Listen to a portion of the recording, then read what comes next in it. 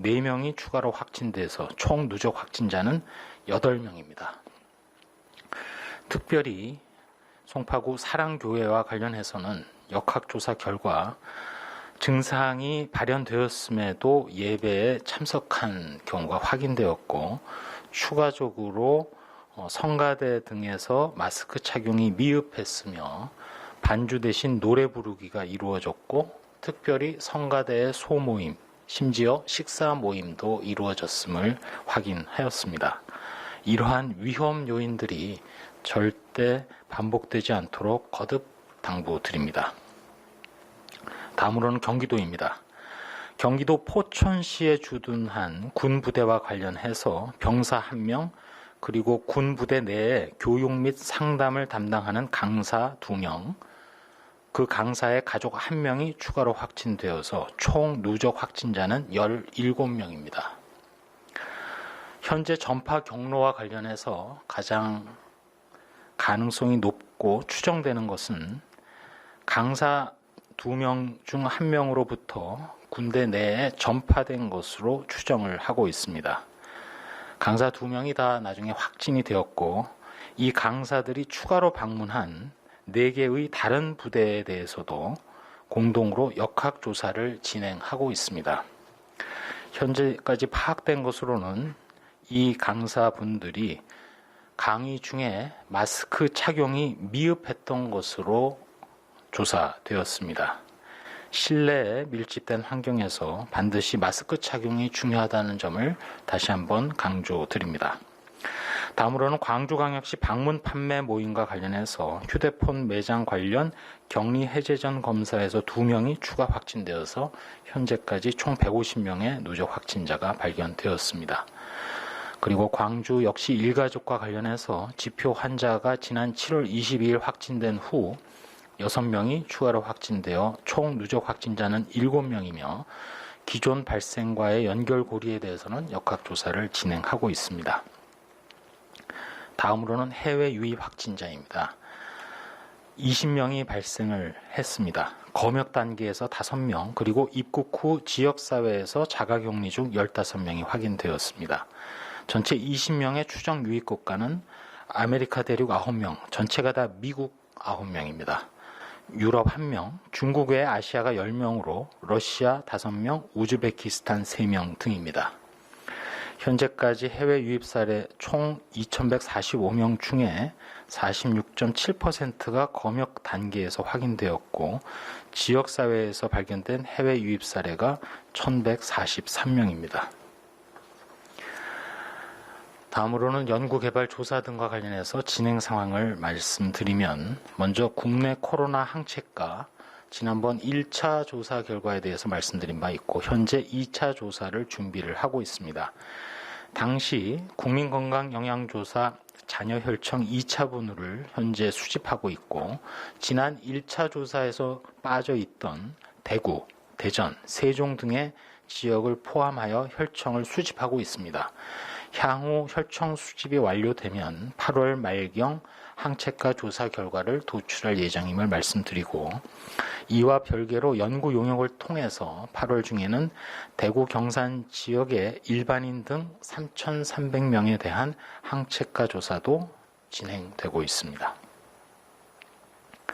국민 여러분들께 행정안전부에서 운영하고 있는 안전신문고 제도의 적극 활용을 요청드린 바 있고, 특별히 최근에 신고된 사례 중에서 거리두기 등과 관련해서 주요 신고 사례를 소개해드리면 오늘은 2가지를 말씀드리겠습니다. 먼저 음악 동호회 회원들이 밀폐된 지하 공간에서 약 50 내지 60명이 모여서 마스크를 착용하지 않은 채 음악 연습을 실시한 것이 신고된 바 있습니다.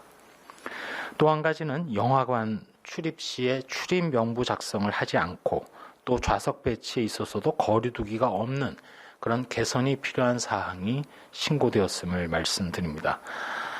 앞으로도 계속 안전신문고 제도를 적극 활용해 주시고, 이렇게 잘 지켜지지 않는 거리두기의 주요 신고 사례에 대해서는 개선 조치를 시행하도록 하겠습니다.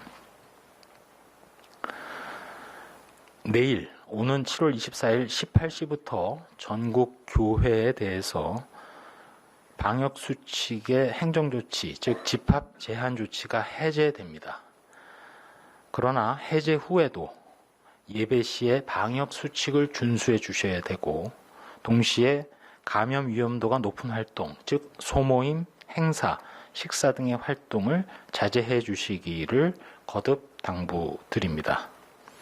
많은 사람들에게 전파가 우려되는 정규 예배 외에 각종 대면 모임 활동 및 행사는 취소하거나 비대면으로 전환해 주시고, 예배 시에도 마스크를 상시 착용해 주시고 충분한 거리 두기를 이행해 주시며, 노래도 합창이 아닌 반주로 대신하며 통성 기도 등 큰 소리로 말하는 행위는 자제해 주시기 바랍니다.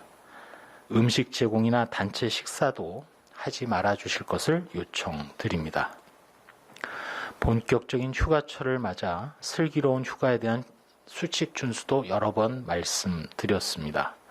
휴가는 되도록이면 가족 단위 소규모로, 그리고 밀폐 밀접한 장소나 혼잡한 여행지, 혼잡한 시간대를 피해서 가시고 개별 차량을 이용해서 이동하는 것을 권고드립니다. 실내에서 상시 마스크 착용 및 휴게소나 식당, 카페 등에서는 최소 시간만 머무르시고 항상 사람 간의 2m 이상의 거리를 요청드립니다. 지금 호우가 내리고 있는 지역이 많습니다. 장마철을 맞아서 강조드린 대로 세균성 이질이나 장티푸스, 각종 음식물을 통해서 전파되는 수인성 감염병이 우려가 되고, 또 집중호우 직후부터 모기의 증가로 일본 내염이나 경기 북부 지역의 말라리아도 주의가 필요합니다.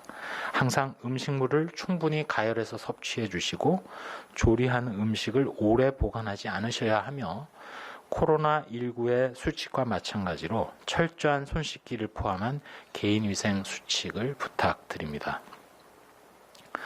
마지막으로 현 상황에 대해서 잠깐 말씀을 드리면, 코로나19 상황과 관련해서 국내의 상황은 저희 방역당국이 판단하기로는 여전히 잠재적 확산이 우려되는 살 얼음판 위의 단계로 생각하고 있습니다.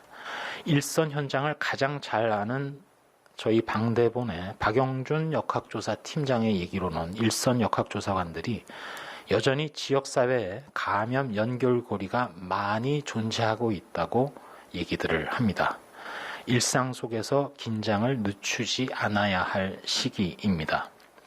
더군다나 휴가철을 맞아 지역사회 전파고리를 끊어내야 되고, 지금의 감염 억제 상황이 또다시 재확산 상황으로 바뀌지 않도록 또 한 번의 노력이 필요합니다.